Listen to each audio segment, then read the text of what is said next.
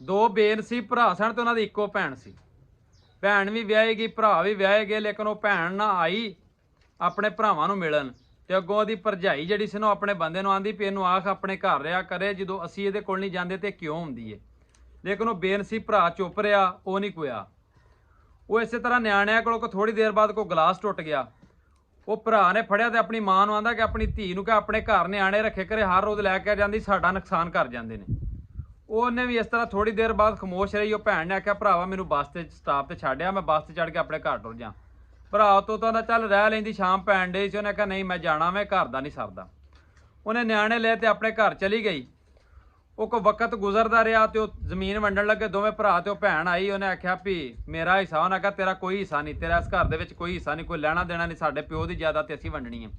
ਲੇਕਿਨ ਉਹ ਭੈਣ ਚੁੱਪ ਕਰਕੇ ਸਬਰ ਦੇ ਨਾਲ ਵਾਪਸ ਘਰ ਚਲੀ ਗਈ। ਇਸੇ ਤਰ੍ਹਾਂ ਕੁਝ ਵਕਤ ਗੁਜ਼ਰਿਆ ਤੇ ਉਹ ਭਰਾ ਥੋੜਾ ਜਿਹਾ ਵਡੇਰਾ ਹੋ ਗਿਆ। ਉਹਦਾ ਜਵਾਨ ਪੁੱਤਰ ਸੀ ਉਹ ਵੀ ਬਿਮਾਰ ਹੋ ਗਿਆ ਤੇ ਆਪ ਵੀ ਬਿਮਾਰ ਹੋ ਗਿਆ। ਕਮਾਉਣ ਵਾਲਾ ਵੀ ਕੋਈ ਨਾ ਰਿਹਾ। ਜਿਹੜੀ ਜਮਾ ਪੂੰਜੀ ਸੀ ਉਹ ਦਵਾਈਆਂ ਤੇ ਲਾ ਲਈ ਤੇ ਘਰ ਦੇ ਵਿੱਚ ਫਾਕੇ ਆਉਣ ਲੱਗ ਪਏ, ਭੁੱਖੇ ਧਰਿਆਏ ਰਹਿਣ ਲੱਗ ਪਏ। ਪਰ ਜਦੋਂ ਉਸ ਭੈਣ ਨੂੰ ਪਤਾ ਲੱਗਾ ਕਿ ਮੇਰਾ ਭਰਾ ਭੁੱਖਾ ਧਰਿਆ ਰਹਿੰਦਾ, ਉਹ ਭੈਣ ਆਈ ਸੁਬਾਹ ਦਾ ਟਾਈਮ ਹੋਵੇ ਤੇ ਭਰਾ ਅੱਗੋਂ ਵੇਖ ਕੇ ਆਂਦਾ ਕਿ ਇਹ ਜਿਹੜੀ ਇਹ ਬਦਬਖਤ ਫੇਰ ਆ ਗਈ ਹੈ ਸਾਡੇ ਘਰ। ਲੇਕਿਨ ਭੈਣ ਚੁੱਪ ਰਹੀ। ਉਹਨੇ ਆਪਣਾ ਪਰਸ ਖੋਲਿਆ, ਕੋਈ ਥੋੜਾ ਬਹੁਤ ਉਹਦਾ ਜ਼ੇਵਰ ਸੀ ਘਰ ਦੇ ਵਿੱਚ, ਉਹਨੇ ਫੜਿਆ ਤੇ ਭਰਾ ਦੀ ਤਲੀ ਤੇ ਧਰ ਦਿੱਤਾ।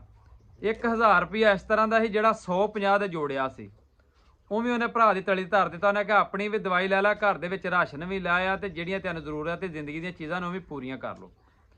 ਜਦੋਂ ਭੈਣ ਟੁਰਨ ਲੱਗੀ ਤੇ ਭਰਾ ਨੇ ਵੇਖਿਆ ਭੈਣ ਦੀ ਜੁੱਤੀ ਵੀ ਟੁੱਟੀ ਸੀ ਤੇ ਕੱਪੜੇ ਵੀ ਪਾਟੇ ਸਨ।